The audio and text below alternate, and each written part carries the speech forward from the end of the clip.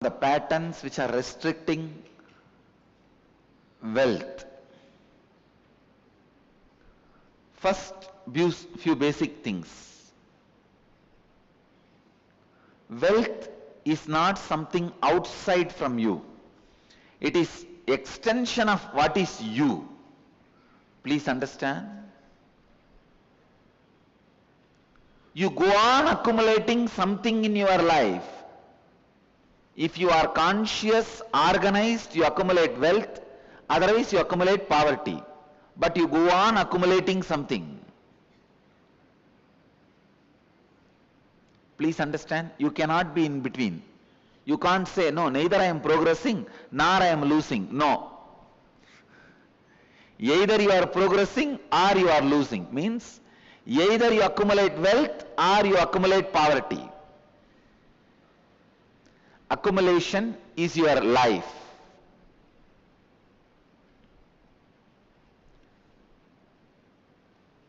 Wealth is not something outside you, it is extension of you. What you feel about life, what you feel about you, all these ideas only decide whether wealth is going to be around you or not. People usually ask me, why is Swami teaching about wealth to us? Who else you think should teach? Only a Swami can teach. I tell you, because your concepts about you plays a major role whether you are going to have wealth or not. There are so many researches. I can quote one research to give you an example. Ohio State University Sociology Department has done how a religious beliefs of person directly affects his wealth, accumulation of wealth. The results of the survey are really shocking. I'll give you some of the basic things. Jews, 35% of Jews accumulate assets such as home, stock, bonds in a very young age. But only 3% of Protestants accumulate. There are so many things. The asset poor, Jews are only 1%, but Protestants are 15%. Some 20 details. Average income of a Jew is 4 times more than an average income of a Catholic or a Protestant. All these are really shocking. When you dig deep, the belief system you have about you plays a major role in your hard working, creativity, saving and all that. One more thing, unfortunately this university has not done study on Hindus, on India, whether on India or even in the US Hindus, they have not done study. I want all of you to know, Hindus in US are the richest ethnic group, richer than Jews. Richer than Jews, please understand. 10% of the US tax is paid by 1% of Indians. Indian population, Hindu population in US is only 1% of US population. But the America's 10% tax is paid by Hindus. Richest ethnic community. Why do you think? The whole US medicine field is in the hands of Venkateshwara. The whole hospitality industry is in the hands of Swaminarayan. Means hotel, motel, patel. And all doctors, you should know that whole medical industry in US is in the hands of Telugus, Andhra people. Not just doctors, doctor number is very small only, but the pharmaceutical companies, we have two major beliefs which makes us constantly save. One, You need to leave wealth for your generations. Only then they will give you Shraddha. After you die, only then you will live happily in the Pitruloka. Please understand, a normal American, if you talk to an average American, he will tell, my last check should bounce. Only we have the concept of leaving wealth for the next generation. But here if you see, and one more thing, during this global recession, 9 out of 10 Americans, means 90% of Americans were in depression. Please understand, needed to be clinically treated because of the global recession. In India, 7 out of 10, 70% of Indians do not even know something called global recession is going on, because we have a 3-tier economy. Only 1 tier is known to government. Really, we have 3-tier economy. 1 tier only is accounted economy of India. All accounted, unaccounted, whatever the prediction you have about unaccounted, everything is only 1 tier. The 2nd tier is the cash which flows with men, which is unaccounted. In real estate, so many business. 3rd is the women, who has money which is in the hands of women, gold money which is in the hands of women, not even known to husband. He doesn't, even husband doesn't know. Where is the government to know?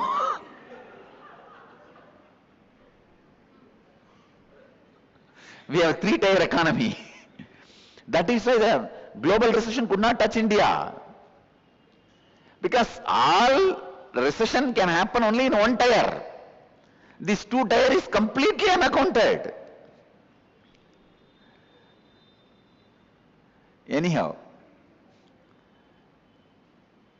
I can give you so many insights on how belief system directly affects the way you live as rich or poor.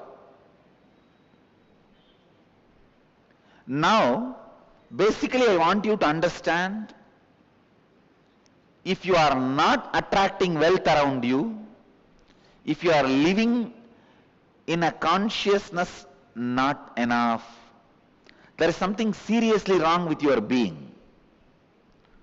Work on that first. Work on that first. Please understand, work on that first, altering the understandings you have about wealth is a very important thing you need for creating and celebrating wealth. Please understand, grabbing is completely wrong. I am not teaching grabbing. I am teaching creating, to keep the public attention diverted. I am not asking you to become grabbers. No. Creators are totally different from grabbers. Here I am asking you to become a creator.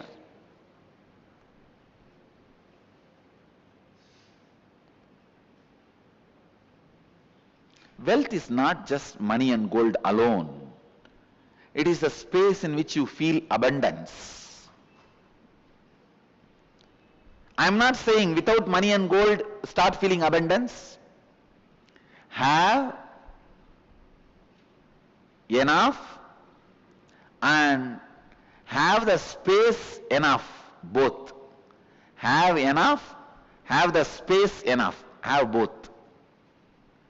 Unfortunately, either you try to just have the space enough or have enough,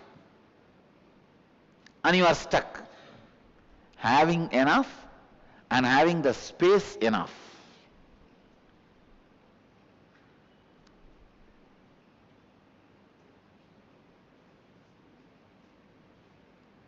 What do I mean exactly by by the word creating wealthy consciousness? See, here I am giving you a word, wealth consciousness. I mean few things. First, removing the self-contradicting desires of your inner space. Morning you feel like you want to work, make $1 billion and become a big boss of a company. Evening you feel like dropping everything and going and lying down in a beach and having vacation. See, one side, you enjoy the busy life. The other side, your mind just want to get rid of everything. This constant oscillation, not having clarity, not having stability,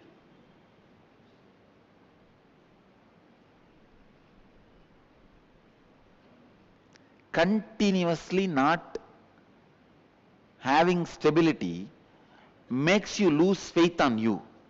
You can see many times when you make decisions, you yourself feel, oh, I'll make this decision, but after 2 days I myself may repent. Why unnecessarily? Wait, let's wait. First step we are going to do is removing conflicting, contradicting, complicating desires of your mind. Please understand, conflicting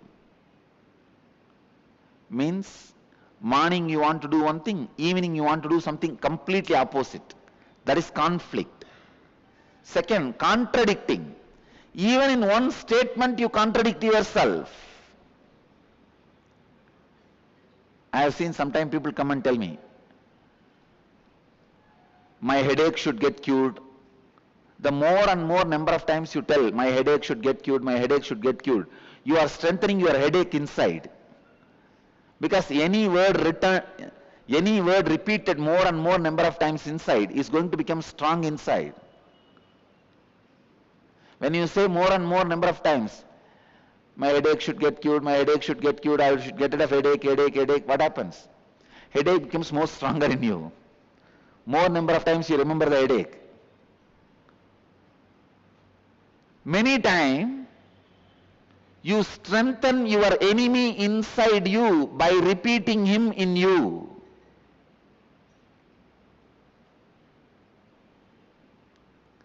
Understand, this is only contradiction. Conflict means feeling different things at different time, not having clarity. Contradiction means at the same time giving life to both energies. Like you heard the story of Wali. Wali had a boon. Whoever stands in front of him, he will have half of their power. Same way, when you say I should get rid of my headache, you already gave half power to headache.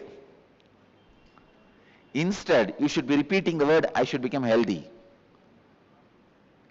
Even the words you utter inside, the visualizations you have inside, the verbalizations you have inside should be in tune, in positive tone, not be self-contradicting. If you constantly say, I should be out of poverty, you are strengthening poverty by constantly remembering it. These are the contradicting desires. Third, complication. Complication means you don't even know why you are doing it. You just complicate things. Further, I don't need to give any example. You just look from your morning. You will have at least 2 examples. You just complicate things. You know, if you talk to your spouse about this problem now, it will be solved. But you think, why should I talk to him? Let him first smile at me. What is the hurry now? I'll talk day after tomorrow. Complicating things which can be easily sorted out.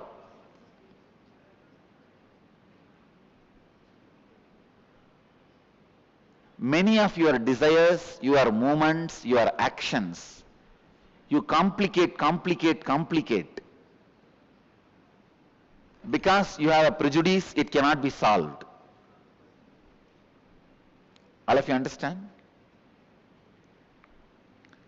How you relate with yourself.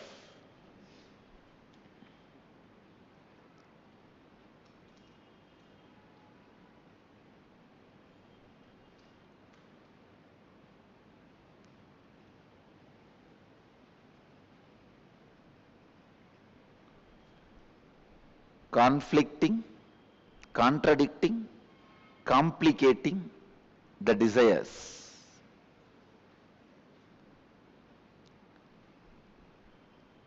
I also wanted you to understand how you relate with yourself.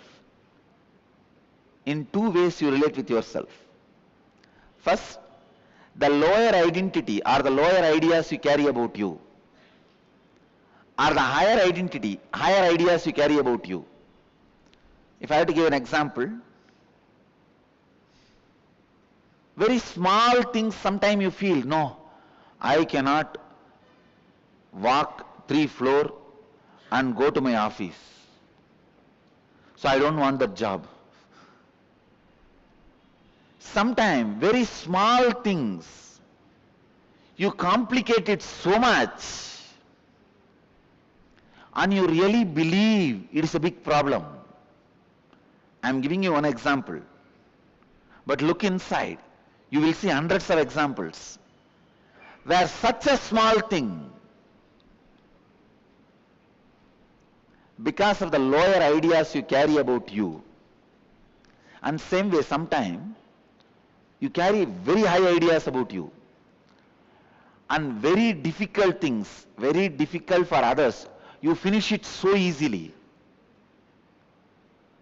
because the ideas you carry about you. Now first I want you to work. I'll give you a small exercise to work on the ideas you carry about you, so that I'll lead you to the next level of conflicting, contradicting, complicating desires. You felt very low and unhappy. Describe the incident and write down the experience you had about yourself. Contemplate and write down the lowest ideas you carry about you. I am not capable, I am not good enough, I am a failure, whatever you are carrying. Second, recollect the first incident in your life when you had the first idea about money. What were your first thoughts and engrams about money? Third, scan your whole life and identify if you had incidents in your life where you are left incomplete in aspect of money. Means feeling unfulfilled because of money. Write down the wounds that got created in you and in your relationships because of money. Answer these 3 questions. I'll make you understand conflicting, contradicting, complicating desires, and how the higher identity, lower identity you carry. It is almost like a bypass surgery. Please, I'll give you the example. When I say write down any wounds that got created in you in your relationship because of money, somebody asked you money, you did not give and the relationship is broken. Or you gave money to somebody and they did not return it, the relationship is broken. Or you asked money, they did not give and the relationship is broken. Mention all those, record all that. Then I'll give you the deeper insights.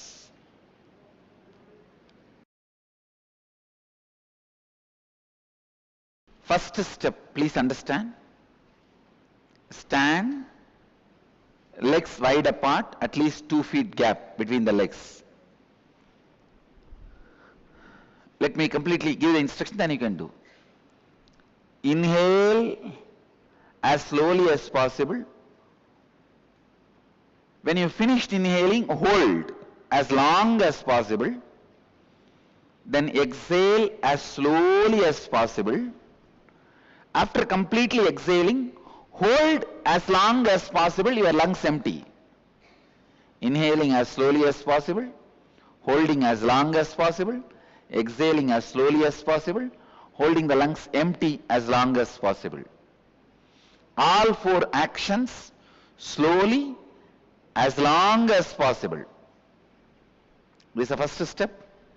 If you already have any heart problems, like blood pressure, any other heart conditions, please don't do this kriya. Others can do. This is the first process. Please start. I will guide you further in every level. Legs wide apart. 2 feet. This kriya is to break the patterns of suffering of money in you. Any pain, suffering related to money, the patterns will be broken. The kriya, use both the hands, not only one hand, use both the hands. Use both the thumbs. First inhale as slowly as possible. Hold as long as possible.